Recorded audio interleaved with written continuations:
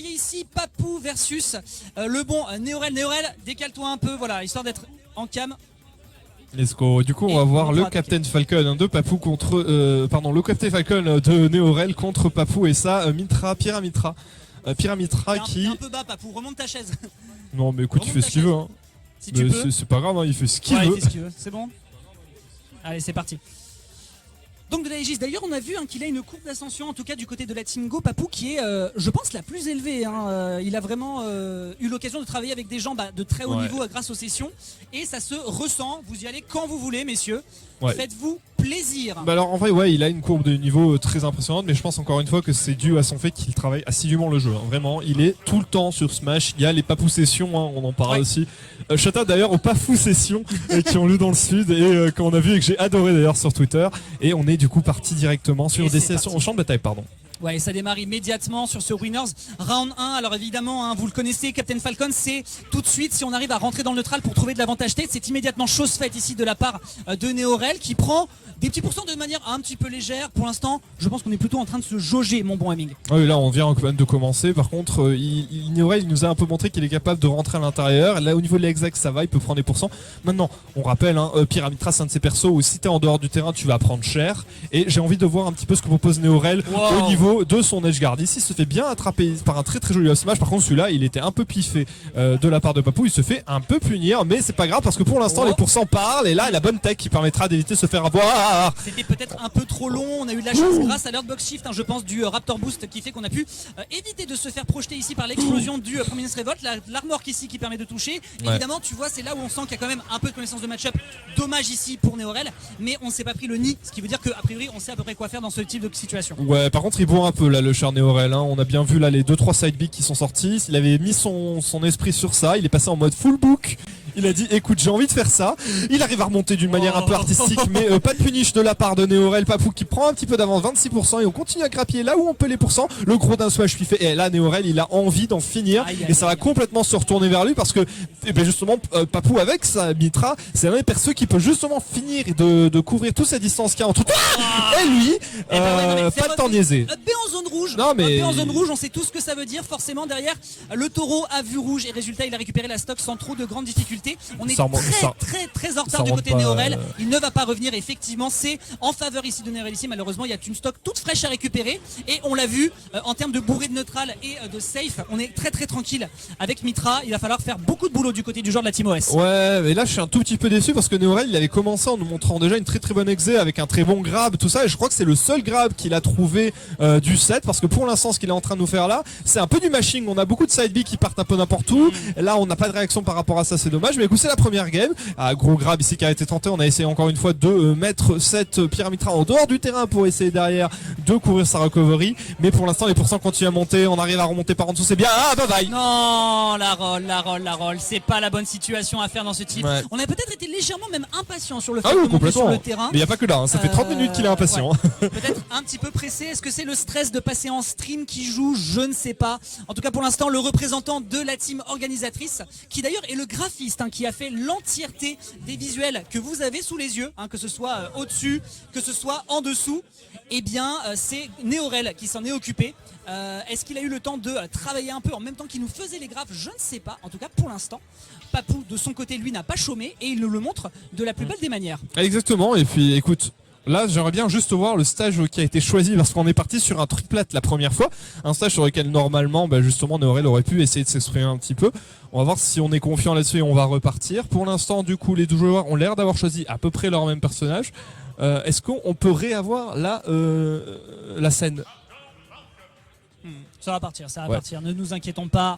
Parfait, on va pouvoir lancer donc la suite des événements.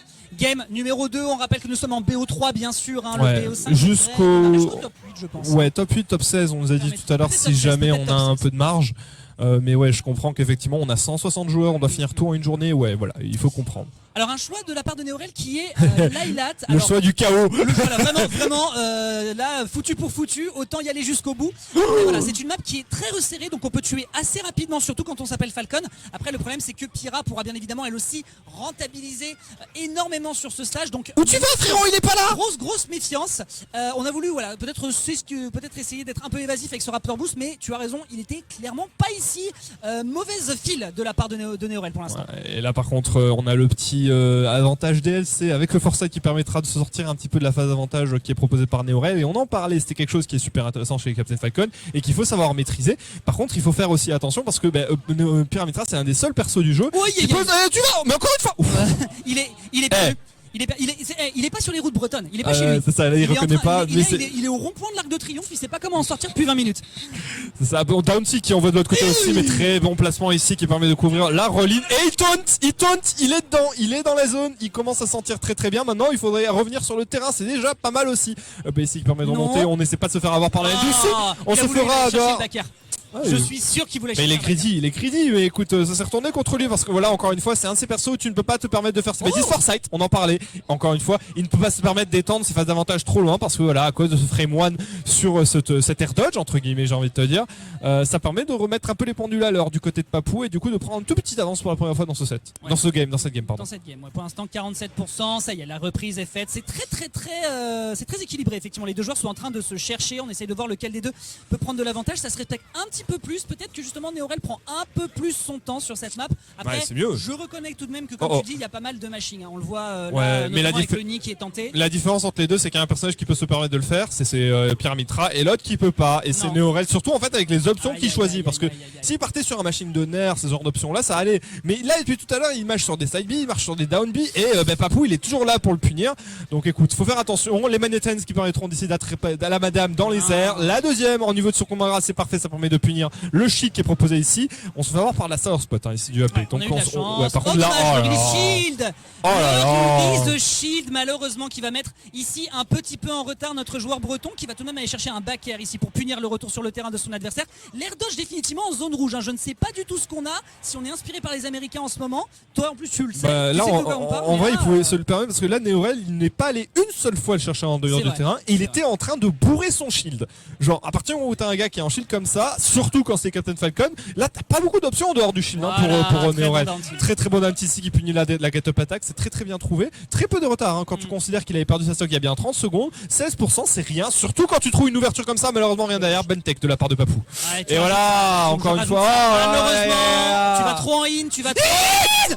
Oh là, la transpiration qui s'est sortie. Arrête de bâcher le side B. Un gros sel. Mais oui, mais il cherche ses ouvertures et il a pas le choix parce que ce personnage est un personnage de gap closing malheureusement. Et là à 122% avec un Papou qui est terriblement à l'aise. La seule chose qu'on a besoin d'aller chercher avec cette c'est un Conny pour réussir à choper le kill. Situation très compliquée pour Néorel ici.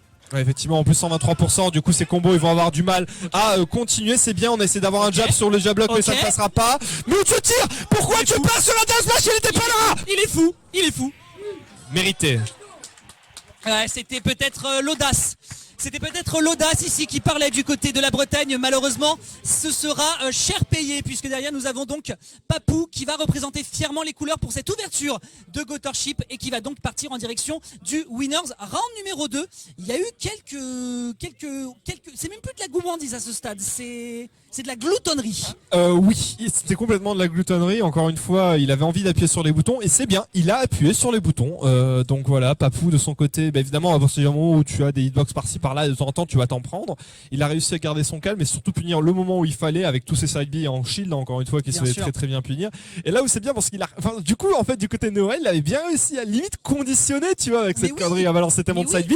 Il aurait pu il fallu, tu vois, mettre un peu de mix-up avec des shields ou des empty hop justement pour pouvoir punir une action de la part de Papou derrière, parce que justement il avait réussi encore une fois à rentrer dans sa tête en quelque sorte, tu vois, en jouant comme ça. Ça me donne un peu un feeling Fast and Furious 3. Tout le film va bien, mais la fin. Pourquoi tu fais donc comme ça de la tête? La fin, il y a eu un gros. T'es sérieux? Papou, ça va aller. Tu joues bien.